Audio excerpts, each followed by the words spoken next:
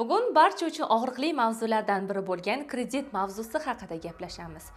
Xo'sh, kredit olishdan oldin nimalarga e'tibor berish kerak? Kredit bu yomon narsa emas. To'g'ri ishlatilsa, u hayotni osonlashtiradi. Noto'g'ri ishlatilsa esa yillar davomida davom etadigan moliyaviy muammolarga aylanishi mumkin.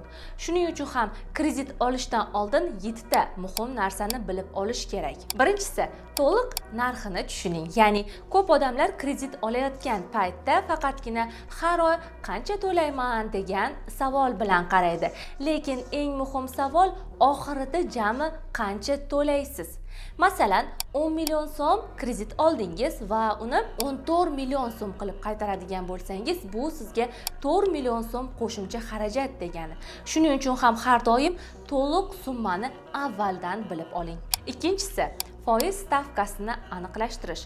Reklamalarda ko'pincha past foiz yoziladi, lekin kreditning haqiqiy narxi quyidagilarga qarab hisoblanadi, ya'ni uni komissiyalari, sug'urta va xizmat haqlari. Shuning uchun ham faqat foizga qarab emas, barcha qo'shimcha to'lovlarga qarab uni olish kerak. Uchinchisi, kreditingiz oylik to'lov daromadingizni 30 va 35% dan oshmasligi kerak.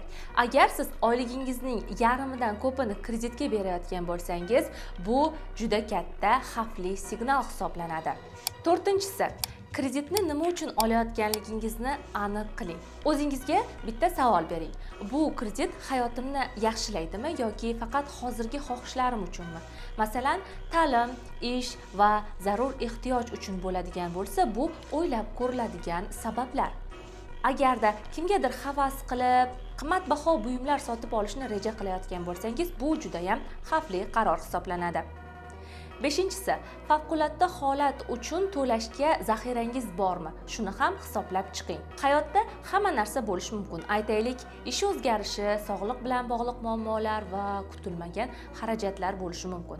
Agar sizda kamida 2 yoki 3 oylik zaxira puli bo'lmasa, kredit juda ham katta risk bo'lishi mumkin siz uchun. Oltinchisi, to'lovni kechikish oqibatlaridan xabardor bo'ling. Ko'pchilik bunga bee'tibor qaraydi, lekin to'lov kechiksa jarima qo'shilishi mumkin, kredit tarixingiz yomonlashishi mumkin va keyingi kreditlarni olish sizga qiyinlashishi mumkin.